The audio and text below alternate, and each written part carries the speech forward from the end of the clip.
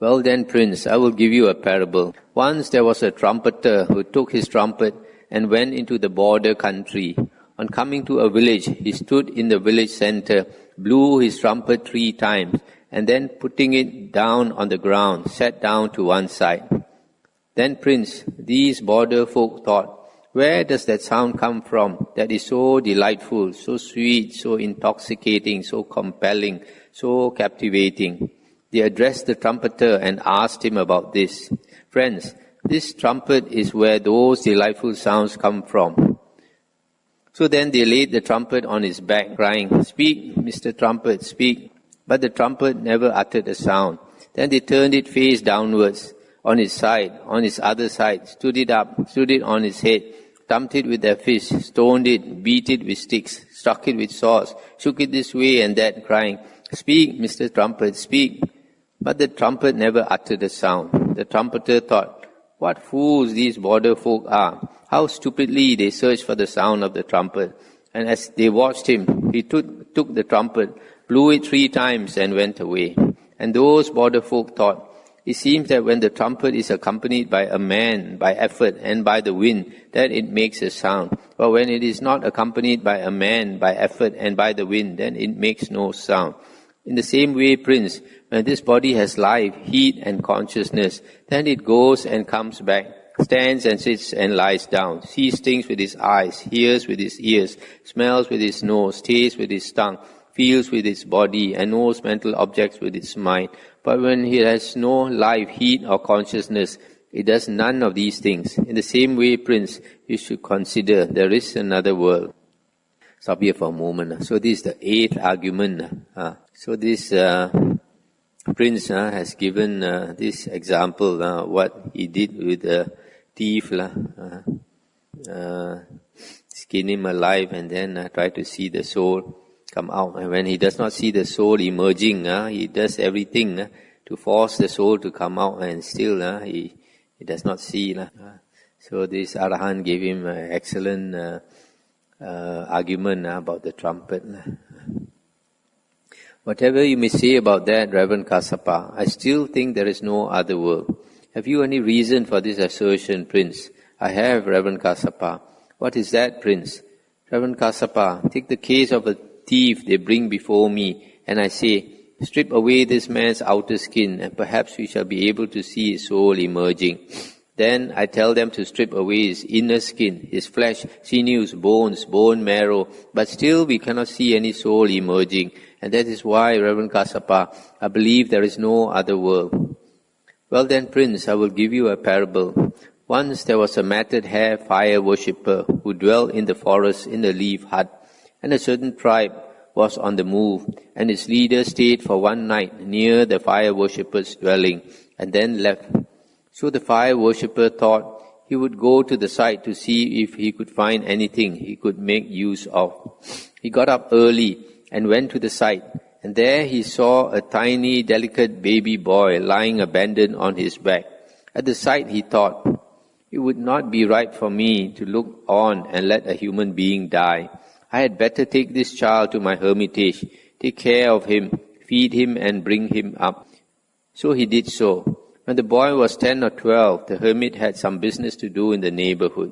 So he said to the boy, I want to go to the neighborhood, my son. You look after the fire and don't let it go out. If it should go out, here is an axe, here are some sticks, here are the fire sticks, so you can relight the fire and look after it. Stop here for a moment. These fire worshippers, they worship the fire god, so they never allow the fire to go out. So he's telling the boy that if the fire should go out, you must light the fire again. Having thus instructed the boy, the hermit went into the neighborhood. But when the boy, being absorbed in his games, let the fire go out, then he thought, Father said such and such, relight the fire and look after it. Now I better do so. So he chopped up the fire sticks with the axe, thinking, I expect I'll get a fire this way. But he got no fire. He cut the fire sticks into 2, into 3, into 4, into 5, 10, 100 pieces. He splintered them. He pounded them into a mortar. He winnowed them in the great wind, thinking, I expect I'll get a fire this way. But he got no fire. And when the hermit came back, having finished his business, he said, Son, why have you let the fire go out? And the boy told him what had happened. The hermit thought, how stupid this boy is, how senseless, what a thoughtless way to try to get a fire.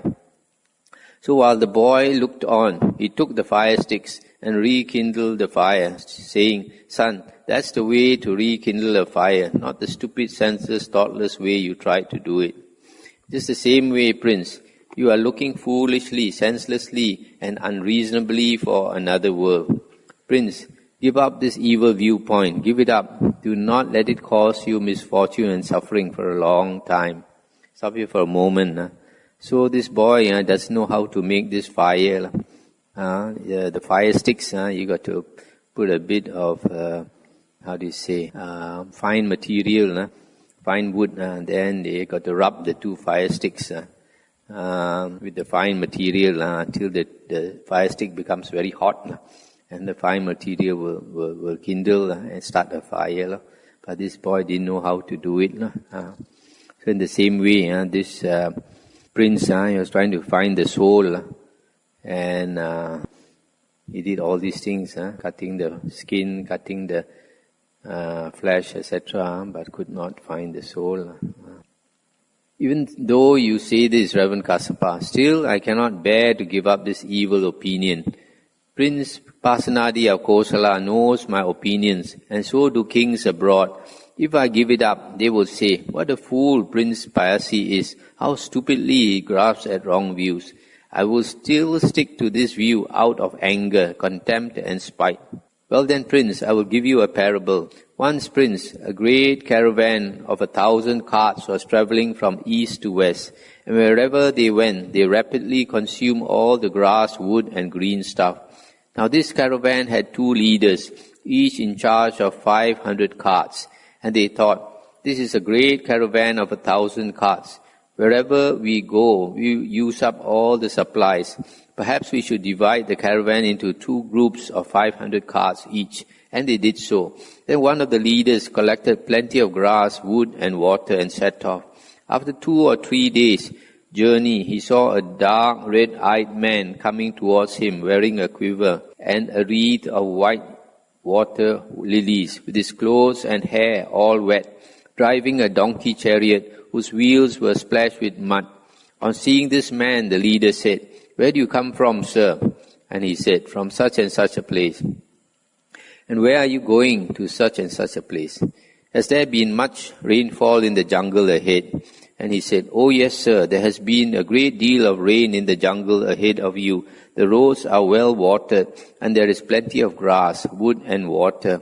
Throw away all the grass, wood and water you already got.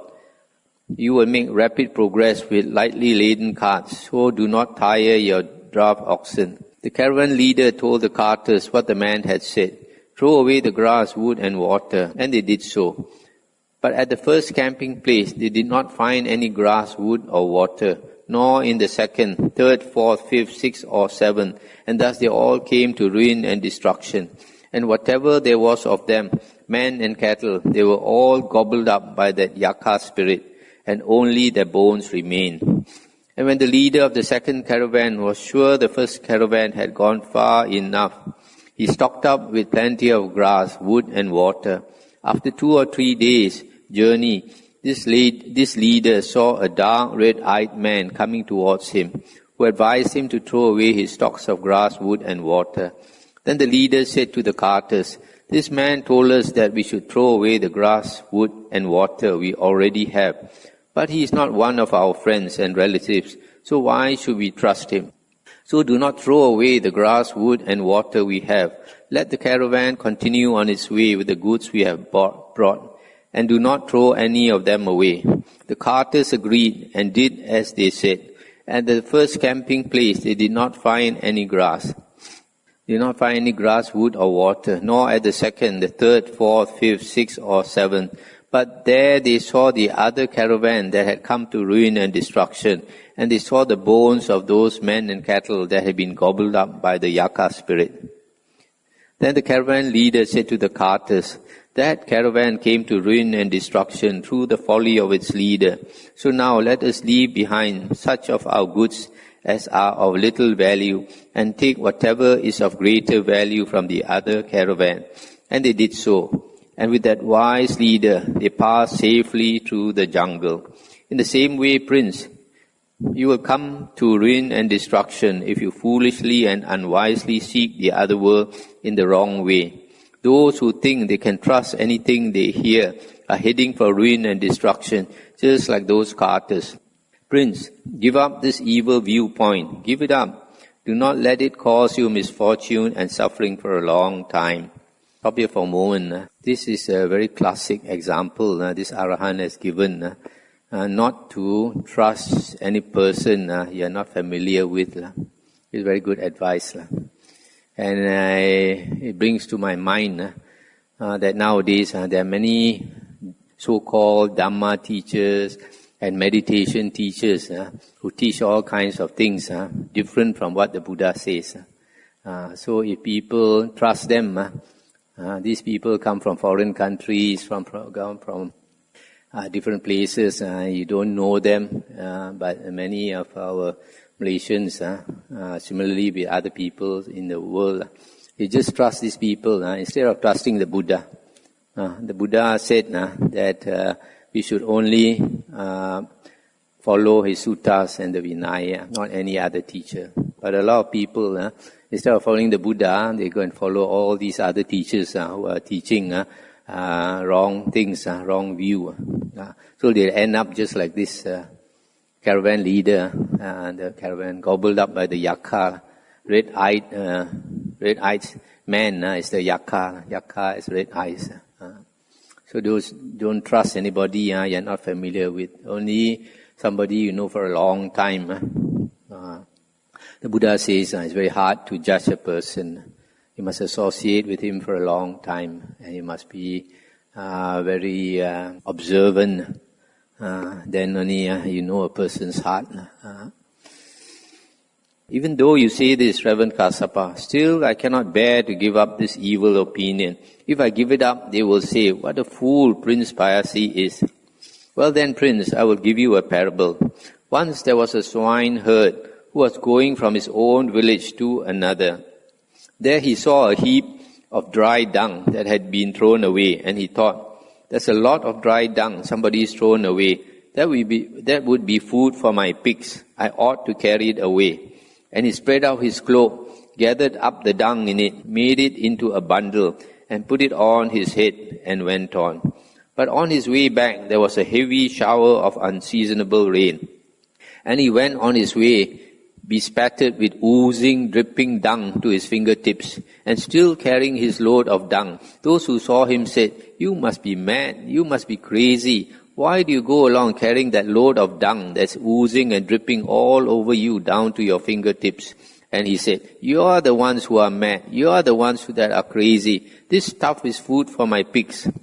Prince, you speak just like the dung carrier in my parable.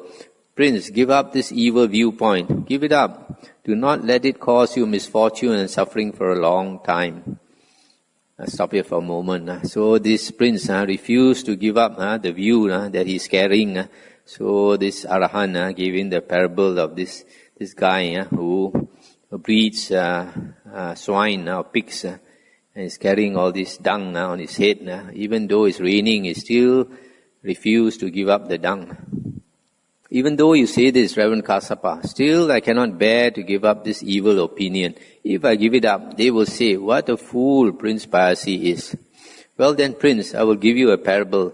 Once there were two gamblers using nuts as dice. One of them, whenever he got the unlucky dice, swallowed it. The other noticed what he was doing and said, "Well, my friend, you are the winner, all right. Give me the dice and I will make an offering of them." "All right," said the first, and gave them to him. Then that one filled the dice with poison and then said, "Come on, let's have a game." The other agreed. They played again, and once again the one player, whenever he got the unlucky dice, swallowed it. The second watched him do so and then uttered this verse: "The dice is smeared with burning stuff, though the swallower doesn't know. Swallow cheat and swallow well, bitter it will be like hell." Prince, you speak just like the gambler in my parable. Prince, give up this evil viewpoint. Give it up. Do not let it cause you misfortune and suffering for a long time. This is another good argument. Even though you say this, Reverend Kassapa, still I cannot give up this evil opinion. If I give it up, they will say, "What a fool Prince Payasi is." Well then, Prince, I will give you a parable. Once the inhabitants of a certain neighborhood migrated, and one man said to his friend, "Come along, let's go to that neighborhood. We might find something valuable." His friend agreed. So they went to that district and came to a village street. And there they saw a pile of hemp that had been thrown away. And one said, "Here's some hemp. You make a bundle. I'll make a bundle, and we'll both carry it off." The other agreed, and they did so. Then coming to another village street, they found some hemp thread, and one said, "This pile of hemp thread is just what we wanted the hemp for. Let's each throw away our bundle of hemp, and we'll go on with a load of hemp thread each." And the other friend said, "I brought this bundle of hemp a long way and is well tied up. That will do for me. You do as you like." So his companion threw away the hemp and took the hemp thread. Coming to another village street, they found some hemp cloth, and one said, "This pile of hemp cloth is just what we wanted the hemp or hemp thread for. Throw away your load of hemp, and I'll throw away my load of hemp thread, and we'll go on with a load of hemp cloth each." But the other replied as before. So the one companion threw away the hemp thread and took the hemp cloth. And in another village they saw a pile of flax, something more valuable. In another linen thread, in another linen cloth, in another cotton, in another cotton thread, in another cotton cloth, in another iron, in another copper, in another tin, in another lead, in another silver, in another gold.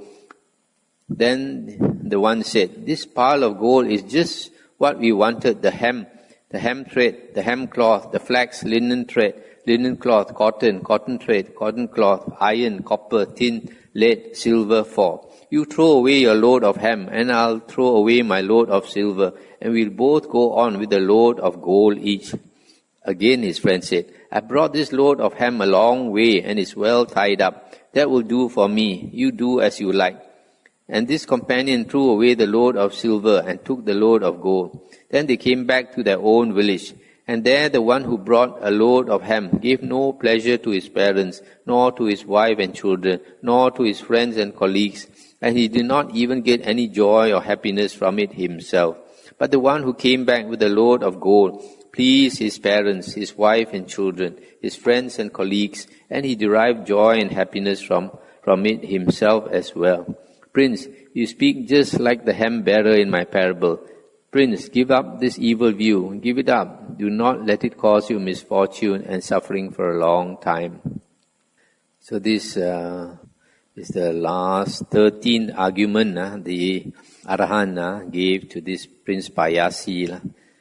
This last one is very good. Saying, just like this stupid man, he found a bit of a pile of hemp and he refused to change it for any other thing. Even though they keep meeting more and more valuable things, he refused to change. Just carry on the same pile of hemp. And his friend, each time his friend saw something more valuable, he threw what he was carrying away and carried something more valuable.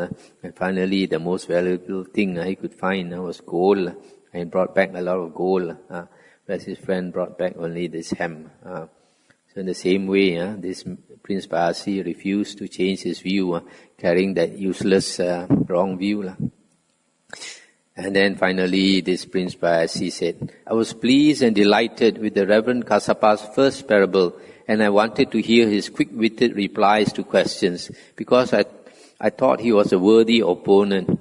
Excellent, Reverend Kassapa, excellent. It is as if someone were to set up what had been knocked down, or to point out the way to one who had got lost, or to bring an oil lamp into a dark place, so that those with eyes could see what was there. Just so has the Reverend Kassapa expounded the Dhamma in various ways, and I, Reverend Kassapa, go for refuge to the Blessed Lord, to the Dhamma and to the Sangha. May the Reverend Kassapa accept me from this day forth as a lay follower as long as life shall last. And Reverend Kassapa, I want to make a great sacrifice. Instruct me, Reverend Kassapa, how this may be to my lasting benefit and happiness. Stop here for a moment. So here, finally, he acknowledged that he was wrong, that this Reverend Kassapa is pointing out the way to him, who was lost.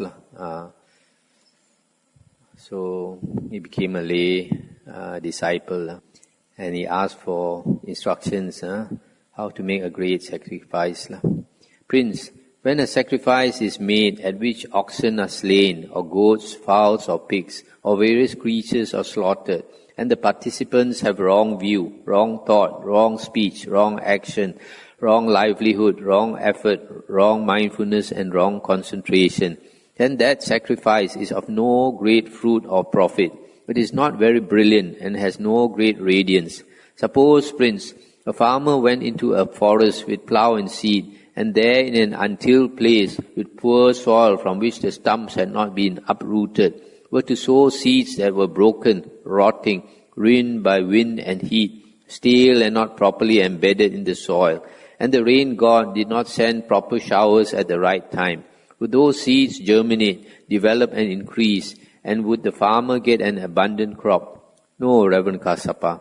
Well then, Prince, it is the same with the sacrifice at which oxen are slain, etc., where the participants have wrong view, etc. But when none of these creatures are put to death, and the participants have right view, right thought, right speech, right action, right livelihood, right effort, right mindfulness, right concentration, then that sacrifice is of great fruit and profit. It is brilliant and of great radiance. Suppose, Prince, a farmer went into the forest with a plough and seed, and there in a well-tilled place with good soil from which the stumps had been uprooted, were to sow seeds that were not broken, rotting, ruined by wind and heat, or stale, and were firmly embedded in the soil, and the rain god were to send proper showers at the right time. Would those seeds germinate, develop and increase, and would the farmer get an abundant crop? He would, Reverend Kassapa. In the same way, Prince, at a sacrifice at which no oxen are slain, etc., where the participants have right view, etc., then that sacrifice is of great fruit and profit. It is brilliant and of great radiance. Up here for a moment. So here the first thing, Reverend Kassapa is teaching him, making a sacrifice not to kill any creatures, and to have the Noble Eightfold Path, to understand the Noble Eightfold Path. Then Prince Payasi established a charity for ascetics and Brahmins, wayfarers, beggars and the needy, and there such food was given out as broken rice with sour gruel, and also rough clothing with ball fringes. And a young Brahmin called Uttara was put in charge of the distribution. Referring to it, he said, "Through this charity I have been associated with Prince Payasi in this world, but not in the next." And Prince Payasi heard of his words, so he sent for him and asked him if he had said that. "Yes, Lord. But why do you say such a thing? Friend Uttara, don't we who wish to gain merit expect a reward for our charity?" And Uttara said, "But Lord, the food you give, broken rice with sour gruel, you would not care to touch it with your foot, much less eat it. And the rough clothes and with ball fringes, you would not care to set foot on them, much less wear them. Lord, you are kind and gentle to us, so how can we reconcile such kindness and gentleness with unkindness and roughness?" And the prince said, "Well then, Uttara, you arrange to supply food as I eat and clothes such as I wear." "Very good, Lord," said Uttara, and he did so. And Prince Payasi, because he had established his charity grudgingly, not with his own hands, and without proper concern, like something casually tossed aside, was reborn after his death, at the breaking up of the body, in the company of the 4 great kings, in the empty Sri Saka mansion. But Uttara, who had given the charity ungrudgingly, with his own hands and with proper concern, not as something tossed aside, was reborn after death at the breaking up of the body, in a good place, a heavenly realm, in the company of the 33 gods, and probably surrounded by a lot of Devis. Now at that time, the Venerable Gavampati was accustomed to go to the empty Sri Saka mansion for his midday rest, and Payasi of the Devas went to the Venerable Gavampati, saluted him and stood to one side. And the Venerable Gavampati said to him as he stood there, "Who are you, friend?" And he said, "Lord, I am Prince Payasi." And the Arahant said, "Friend, are you not the one who used to say, there is no other world, there are no spontaneously born beings, there is no fruit or result of good or evil deeds?" And he said, "Yes, Lord, I am the one who used to say that, but I was converted from that evil view by the noble Kumarakassapa." And the Arahant asked him, "But where has the young Brahmin, Uttara, who was in charge of the distribution of your charity, has been reborn?" And the prince said, "Lord, he who gave the charity ungrudgingly was reborn in the company of the 33 gods. But I, who gave grudgingly, have been reborn here in the empty Sri Saka mansion. Lord, please, when you return to earth, tell people to give ungrudgingly, and inform them of the way in which Prince Payasi and the young Brahmin Uttara have been reborn." And so the Venerable Gavampati, on his return to earth, declared, "You should give ungrudgingly with your own hands, with proper concern, not carelessly." Prince Payasi did not do this, and at death, at the breaking up of the body, he was reborn in the company of the 4 great kings in the empty Sri Saka mansion, whereas the administrator of his charity, the young Brahmin Uttara, who gave ungrudgingly with his own hands, with proper concern and not carelessly, was reborn in the company of the 33 gods. That's the end of the sutta. So you see this Arahant, Venerable Gavampati, he used to spend the afternoon up in the heaven, in the heavenly mansion. Good to have psychic power when it's very hot now, go to heaven. So this Prince Payasi, actually he was quite selfish. So when he did charity also, he gave not